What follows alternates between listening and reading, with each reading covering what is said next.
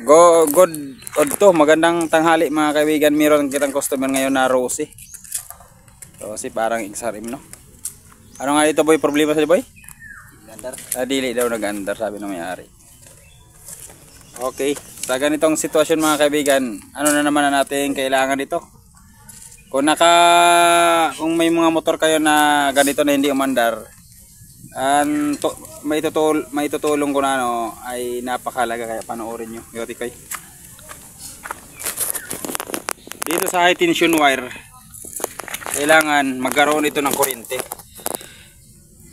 Dito kayo muna magtitest, kung nangyari na sa yung motor, dito kayo muna pupunta.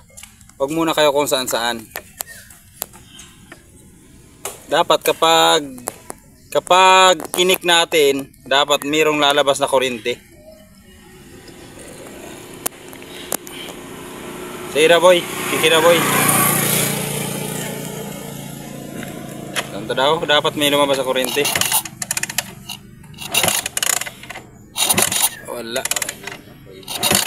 Walang kuryente. Waran ano yan? Waran susi? Nakauna. So walang kuryente mga kaibigan. Minsan pa daw boy? Wala talaga. Okay, wala. Inilipat na pala mga kaibigan ang supply ng kanyang susi. Wala na dito. Wala na dito, kanyan dito na. Oh, dito na. So ang dulo nito ng kanyang switch mga kaibigan, nandito na andito. So napakalaga na itis natin ito. Itong kulay pula at ang motor na ito mga kaibigan ay ito, battery operated ito. Battery operated, kaya napakalaga sa kanya ang supply na galing sa regulator. Kaya dapat mayroon itong supply. So itis natin, pero itong ititis natin. Gamit ang ating test light. Ang kabila ng ating test light, i-clip natin dito. Yan. Dapat kapag wala itong battery boy, so banyak, okay tayo. Pag umilaw, good mga kaibigan, good. Sige.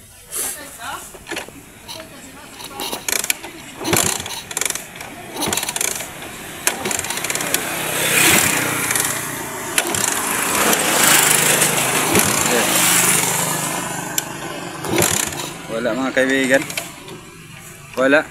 Walang lumalabas na kuryente, hindi umiilaw. So nangangulugan to mga kaibigan, may problema ito. Dito. Kaibigan, regulator niya ito. Dito. Sa regulator, hanapin natin ang kulay pula. Tingnan natin kung mayroong lalabas na kuryente. Malalaman natin kung may kuryente sa magitan ng ating test light. Sige, kick daw.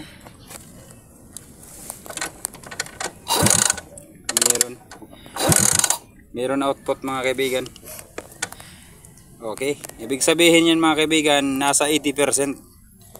So ibig sabihin, nalaman natin na good ang stator, good ang regulator, kasi meron siyang output. O isa pa, meron siyang output. Ito, pubutabot mo. Yeah.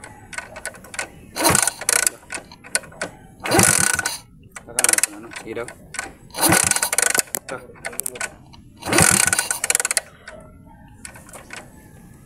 Abot ka din sa ilaw eh. Sige pa. Yan. Abot. So i-jumper na lang natin ito mga kaibigan. Si Full Boy, tabi ito boy. Jumper talaga dito. Pagkuha ito yan, si Full yan. Kanina, i-dinirect na lang natin para good siya, hindi mag-lose contact.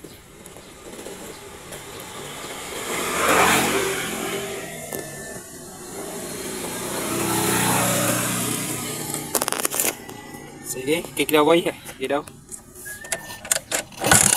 Okay, mayroon na ilaw mga kaibigan. Okay, good.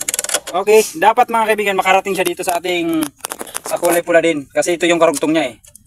Sa pula dapat makarating siya dito. O, kick natin uli. Okay, kabot na. Kabot na.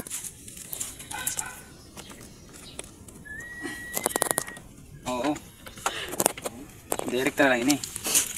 Tapos, mas ini maaraman nyo dapat ini kaya good once na isurusugpon nyo na lang. Mo? Once malakat ka para di mo pandar, bulagon mula ba? Oo. Kahit ang bayaan matulog, may magurigod banyakan, mandar. Oo. Baga kuuton mula siya na parte, ha? Kaya paano inyo, nabasa na yun, kalus kontak ini. Tanagandar kasi na, bigla na maparong kay naglus kontak. Kaya atan lang siya direct.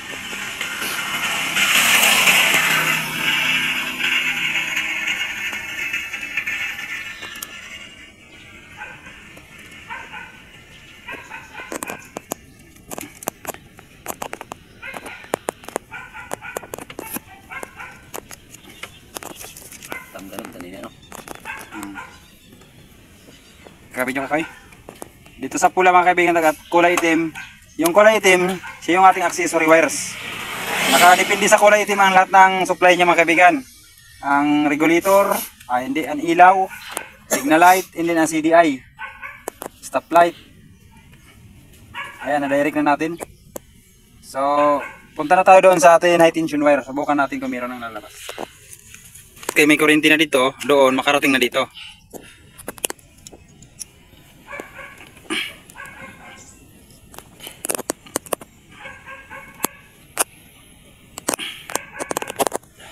Sige daw, kick daw. Ayan na mga kaibigan, no? Wala ng kuryente mga kaibigan. You know? Lumabas na mga kaibigan ng kuryente. Ibig sabihin, good na siya mga kaibigan. Yun nga. Yan.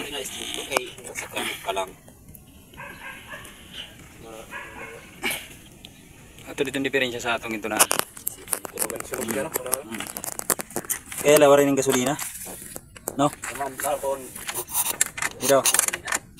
Dito. Dito. Dito.